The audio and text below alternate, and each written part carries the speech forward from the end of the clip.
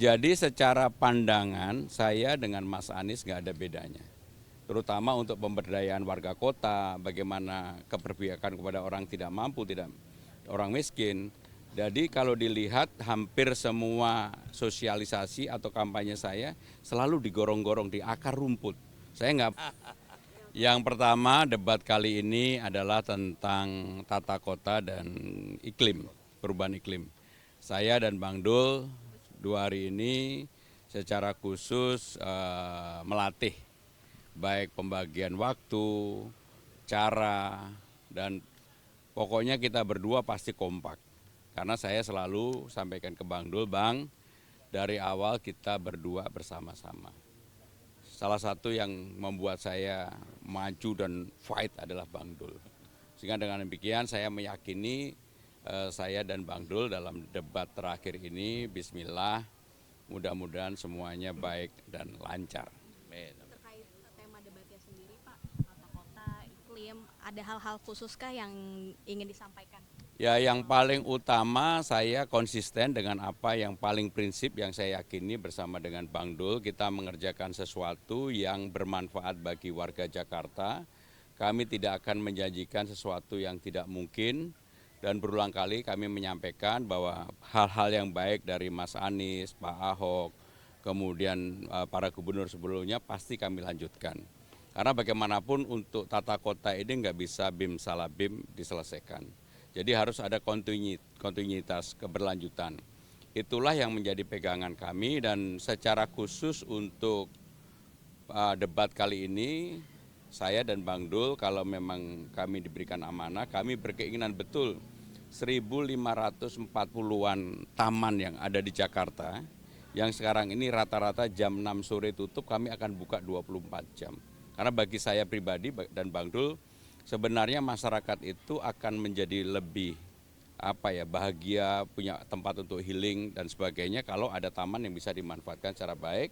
Dan untuk PKL pun kita berikan kelonggaran, tetapi akan diatur secara tertib. Yang paling penting tertib, kemudian ada CCTV-nya, lighting-nya kita atur bagus karena percuma dibuat taman bagus-bagus tidak dimanfaatkan di Jakarta. Jadi salah satunya itu. Mas Pram, kemarin kan sempat sama relawan Ahokers hari ini kumpul nih, mungkin ada tanggapannya sedikit?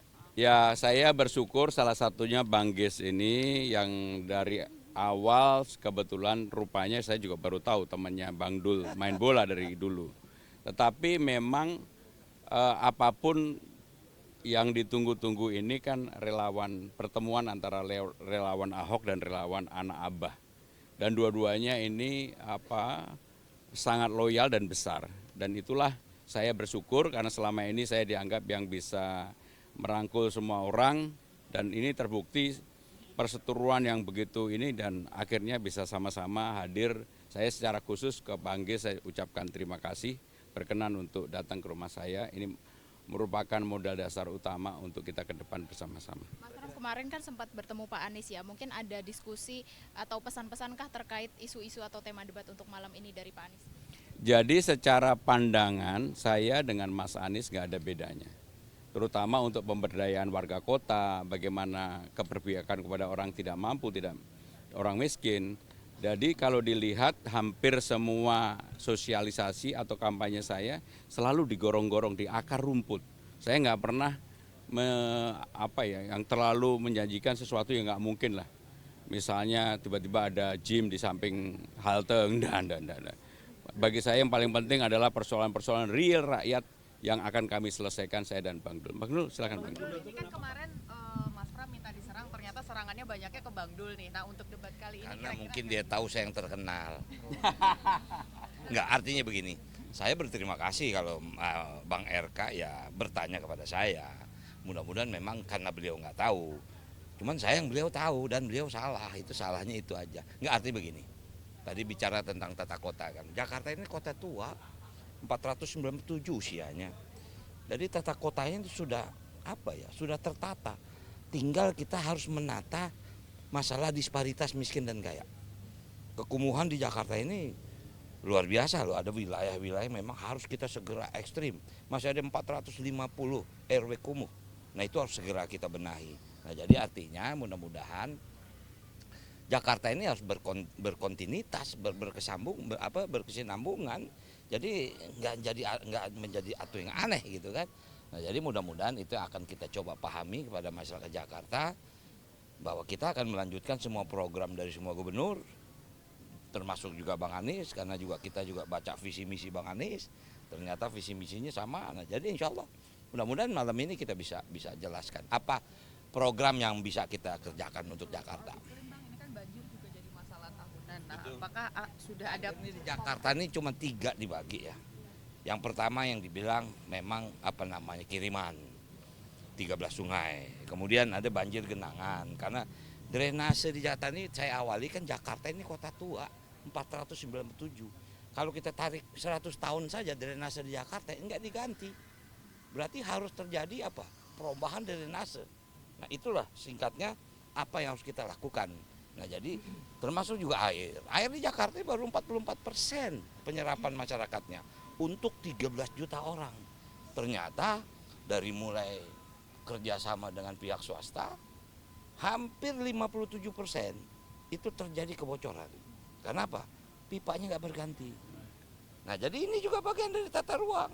Ini tata kota. Jadi tata kota itu bukan penempatan gedung, tapi dampak dari gedung itu apa? Itu yang saya pahami. Kalau ngomongin penataan kota ya, ini kan masih banyak warga yang tinggal di kolong jembatan. Betul. Nah, kalau Bang Dul sendiri atau Mas Pram mungkin ketika jadi mungkin apa yang bakal Saya minta maaf, saya lebih tahu daripada yang orang Bandung. Saya paham. Cuman yang mesti Anda ketahui, semalam pun saya lihat di sebuah media televisi dan saya tahu hampir rata-rata mereka bukan masyarakat Jakarta. Mereka tidak punya KTP di Jakarta. Itulah yang sulitnya Pemda Jakarta melakukan bantuan kah, eksekusi kah, memindahkan kah, karena nggak ada Ini nanti kalau kita ambil tindakan itu salah. Nah, ini makanya mungkin harus bikin aturan, mungkin setelah berapa tahun mereka boleh mungkin mengajukan diri menjadi warga DKI dengan mungkin KTP sementara atau gimana. Anda kebetulan juga ini kan Jakarta berganti. Dari ibu kota berganti dari daerah khusus nih. Apakah nanti ID card atau KTP akan berganti? Ini momen untuk.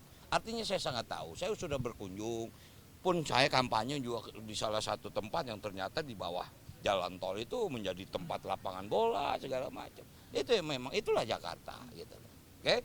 Oke. Ini kan Paslon 01 kerap mengatakan kebolehannya sebagai ahli tata kota dan juga mengenai arsitektur dan lain sebagainya. Kalau untuk debat malam ini optimisme gimana? Ya ginilah, Jakarta sekarang ini memang tidak semata-mata butuh ahli tata kota. Yang paling penting Jakarta jangan diselesaikan dengan imajinasi, tetapi dengan keputusan dan kerja keras dan mau menanggung risiko apapun untuk kebaikan warga Jakarta. Saya nggak mau berimajinasi, saya akan bekerja keras. Oke, makasih.